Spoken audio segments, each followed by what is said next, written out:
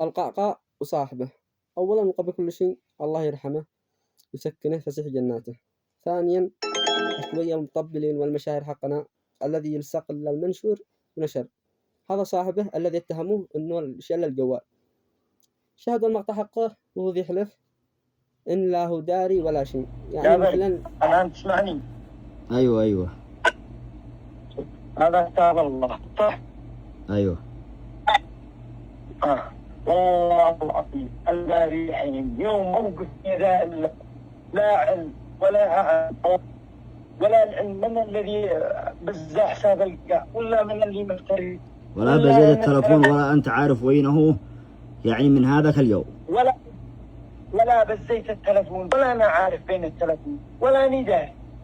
الله يحشرني في جهنم إذا أنا لا أكذب بأي كلمة. مثل هذا من ذا ينصف له؟